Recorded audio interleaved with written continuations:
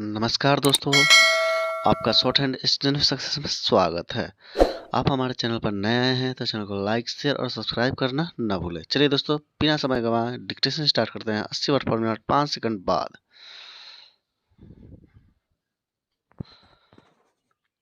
Start.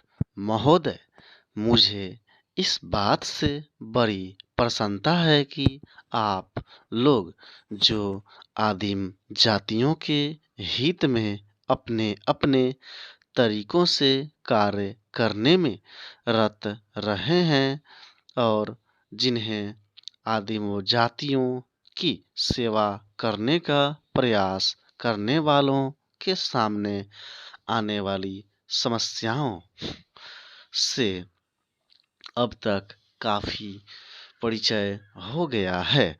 आज इस सम्मेलन में इस विचार से समवेत हुए हैं कि इस महान समस्या पर सम्मिलित रूप से विचार किया जा सके और आदिम जातीय लोगों की सेवा के लिए एक समन्वित योजना तैयार की जा सके।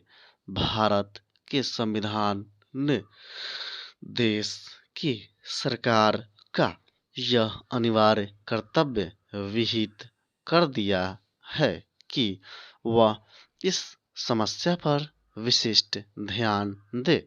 अपने इस अनिवार्य कर्तव्य का पालन करने के लिए सरकार ने इस कार्य की देखभाल हेतु एक विशिष्ट पदाधिकारी नियुक्त किया है। आप सब लोग श्री लक्ष्मीदास श्रीकांत को जानते हैं।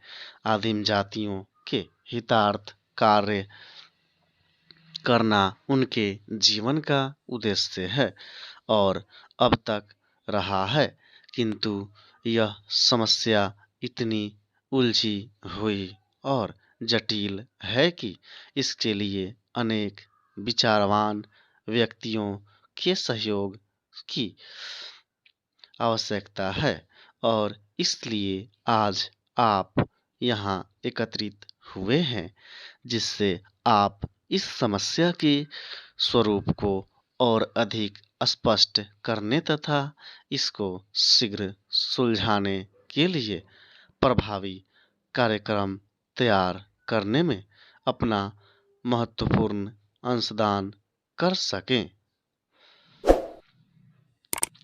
भारत में अनुसूचित आदिम जातियों के नाम से ज्ञात लोगों की जनसंख्या लगभग 2 करोड़ है। वे समस्त देश में फैले हुए हैं, किंतु उनकी जनसंख्या का बड़ा भाग बिहार, बम्बई, उड़ीसा, मध्य प्रदेश, पश्चिम बंगाल, मध्य भारत, मद्रास और राजस्थान के राज्यों में है। उनसे संबंधित अनेक समस्याएं हैं जिनका सहानुभूतिपूर्ण और समझ-बूझ से हल करना आवश्यक है। वे देश की अन्य जनसंख्या से बहुत बातों से भिन्न हैं।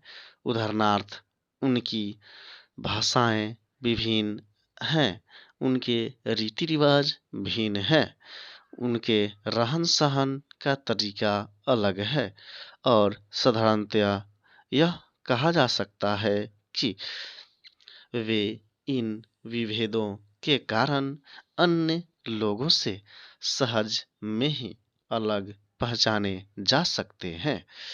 परस्पर भी वे लोग एक दूसरे से बहुत भिन्न हैं। विभिन्नताओं के कारण उनकी समस्या को सुलझाना कठिन हो जाता है।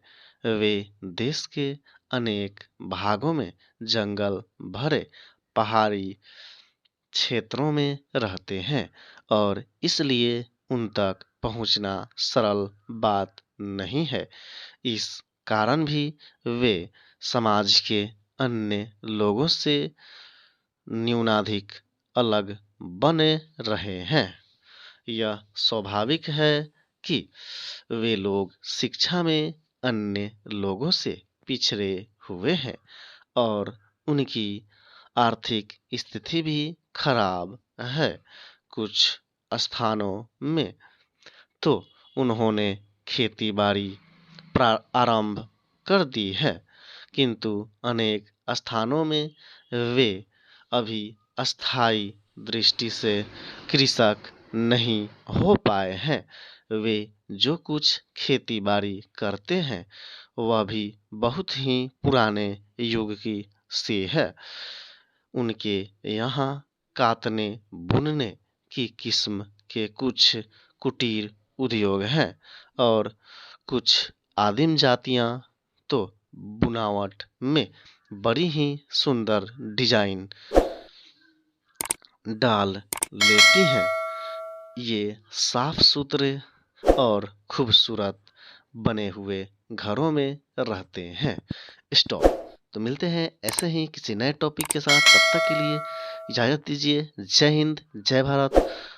और नए आए हैं तो चैनल को लाइक, शेयर और सब्सक्राइब करना न भूलें।